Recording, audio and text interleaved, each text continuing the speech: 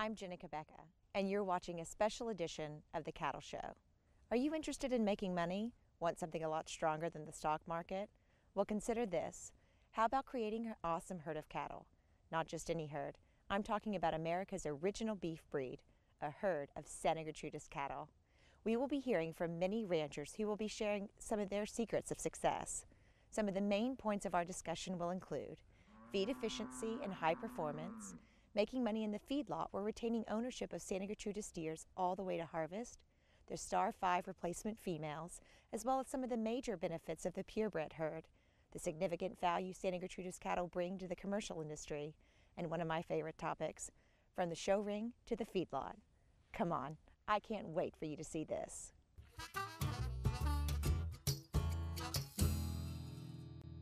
We're here with Mr. Howard Tinney of Tinney Farms. Mr. Tinney, how long have you been in the Santa Gertrudis breed? Well, I got in it in 1980, so that would be 29 years.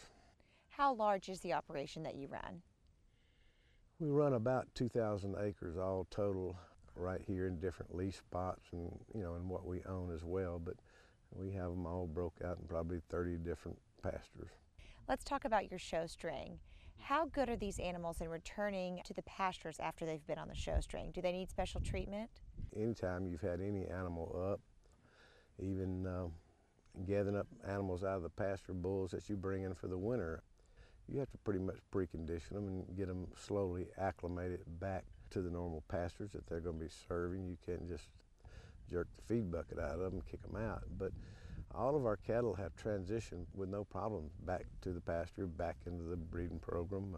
We've got an animal right now that we hope will be national champion in a couple of weeks, a female named Hannah Montana. But as soon as she comes out, she'll go into an embryo transplant program, go back to being what she's going to have to be. Now, your champions, have they been able to produce champions? One of the bloodlines came from a champion, a bull that one of our first national champions was Hammer 860, and he went back to Hustler 920, the 3T bull, and on and on. He was a grandson, but we went on and taken him and his first grandson. Hatchet was a national champion, and then Hatchet has then just kind of exploded, and I think 3 or 4 national junior champions that he has sired. So yes, our lineage have been pretty successful. Now let's talk about the steer feed out program. Are you involved with that?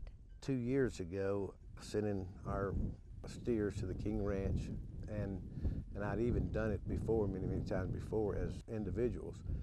And now that we're doing the kind of the ranch to rail and gathering data on our sires, the last 2 years they've been sire sorted, so we get back the individual performance on the sire. And last year we won the most dollars per head profit and the highest average daily gain, and they came out of the national champion bull Hatchet. And so that kind of goes to prove that you can have animals that are very pleasing to the eye and produce on the rail, and that's a good example of what our whole program's about, is raising animals that look good, animals that do good, and animals that hang and perform. So what you're saying is the data shows that these animals are profitable. Shows it. And we've shown it before, but now we're even showing it by sire, and that's doing just as well. But not compare our production on the rail with any other Santa Gertrudis, but we'd compare it to almost any breed. We fed out at remarkably low numbers, and these cattle have just really performed. Now, you've had quite a bit of experience in the breed and in the cattle industry. What sort of words of wisdom do you have for other cattle ranchers that are just getting started?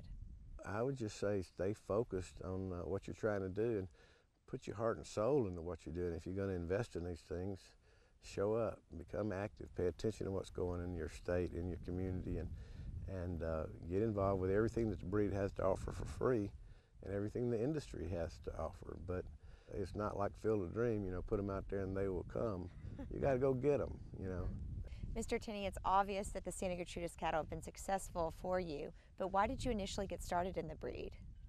My father-in-law, who had a base herd of Angus cows, we went in together and went in half on a Santa Gertrudis bull here at a local breeder had. And the wean weights that year for both of our commercial herds were like 25% more. I mean, we were keeping records back then, and I said, wow, this is unbelievable.